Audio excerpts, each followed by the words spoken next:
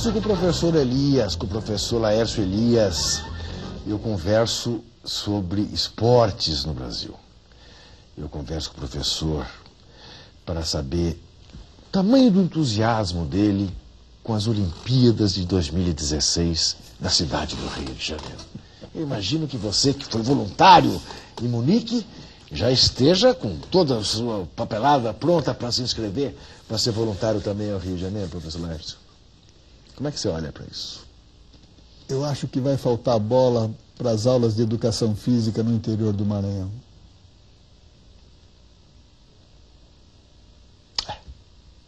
É isso.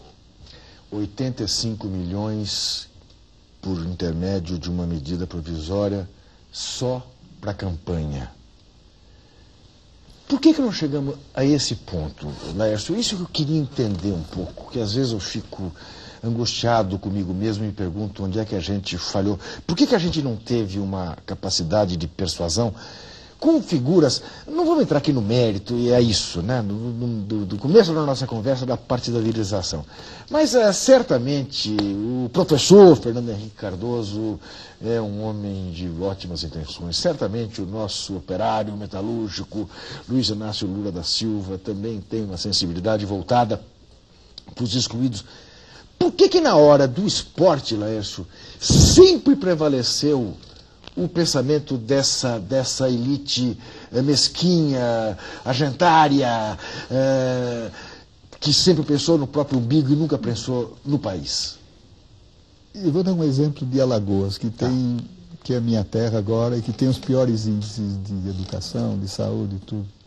O que um professor de história da Universidade Federal disse, eu perguntei, mas com um litoral desse, com uma floresta de coqueiros e tudo isso, com essas possibilidades, por que Alagoas está nesses índices? E ele disse, porque a elite comeu tudo. Né? E eu acho que das capitanias hereditárias, a elite comeu tudo, a gente está subordinado a essas oligarquias todas do dinheiro, no esporte, esse tipo de poder que foi se consolidando da maneira que a gente conhece.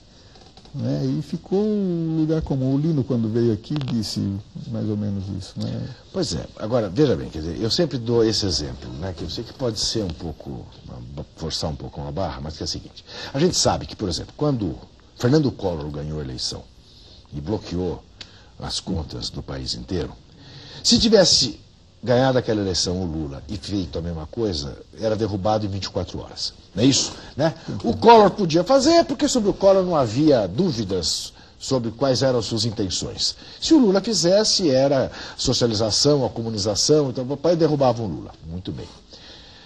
Os tempos passaram, os governos se sucederam, o Lula ganhou a eleição, com uma forte dose de desconfiança das nossas elites. Era natural.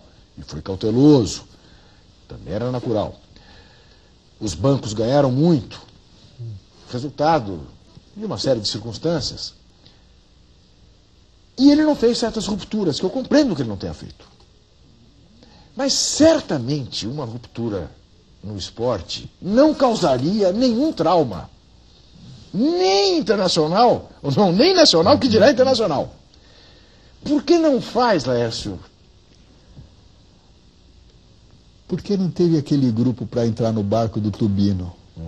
Né? Nós não tivemos um grupo para entrar no barco. Né? E tem uma cultura também das nossas instituições de Secretaria de Esportes, municipal mesmo. Essas instituições são escritórios eleitorais. Né?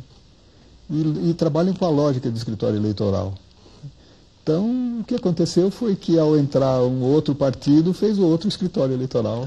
Tanto é que as brigas partidárias acontecem dentro dos ministérios, dentro da secretaria, pelas separações e tudo isso. A pobreza disso se impregnou.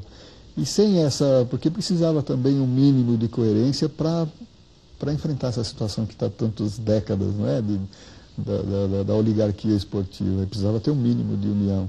Então, ao ficar em lutas partidárias, tal, ficou presa fácil, eu acho. Mas eu provavelmente sou ingênuo, certamente sou ingênuo. Talvez todos nós sejamos muito ingênuos.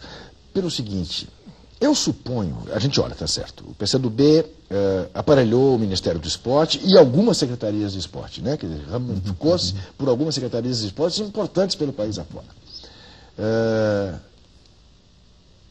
Como uma estratégia para crescer e eventualmente fazer do ministro Orlando Silva Júnior deputado ou senador, não sei qual é a pretensão.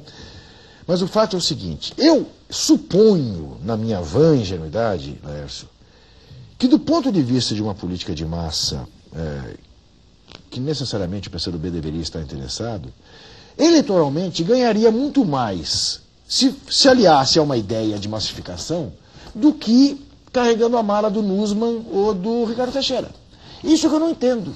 E acaba fazendo esse papel subserviente. Será que isso rende eleitoralmente? Eu acho que falta uma cultura de como você usar o esporte para a inteligência, para o direito de todos. Eu lembro de ter ido assistir uma palestra do João Saldanha. Né? E assim, ele fazia o proselitismo dele através do futebol. Daí a minha ideia foi, vou assistir uma palestra e vou ver como no desenvolvimento do jogo, na formação do clube, como ele envolve as ideias que ele tem, né, de direito de todos e tal. E aí, ao fazer a pergunta, ele deu o pano de fundo do que é isso. Ele falou assim, não, no intervalo a gente faz a cabeça dos meninos. Assim, não tem liga. Claro. Não tem liga. Claro, né? claro. Então, acho que não tem essa cultura. Tem uma proposta de direito ao esporte para todos. O professor Augusto Listelot, que é outro estrangeiro, não é? Que assim, a educação física que aconteceu no século passado foi excludente. Você tinha 200 alunos, tinha um time, então estava resolvido o problema, 190 iam fora. A proposta pedagógica do Listelot é assim, não, 200 participam. E ele tem uma proposta, vai escrever um livro sobre a USP, e ninguém prestou atenção. Na academia mesmo, eu conversei com 4 autores de livros de educação física, eles não sabiam que isso.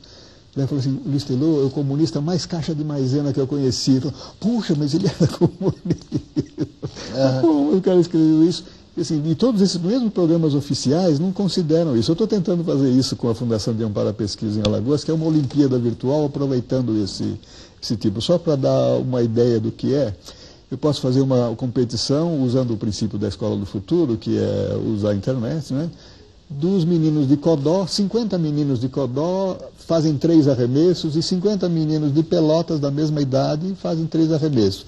E essa competição está feita, com todos fazendo e todos resolvendo como melhor ali, e os professores trabalhando de como melhor essa qualidade, como participar, como agir. Né? Essa pedagogia do Listelot, de participação de todos, não pegou, não está em nenhum programa, e o pessoal vai por isso mesmo, vai para o Comitê Olímpico, vai para esse tipo de pensamento mais tradicional, né? Mas...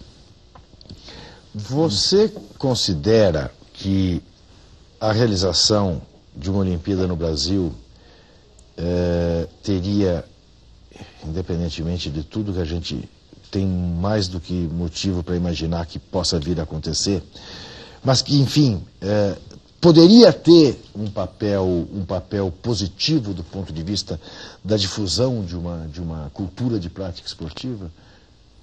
Ou nem isso? Não. Não, né? Também não. Isso não.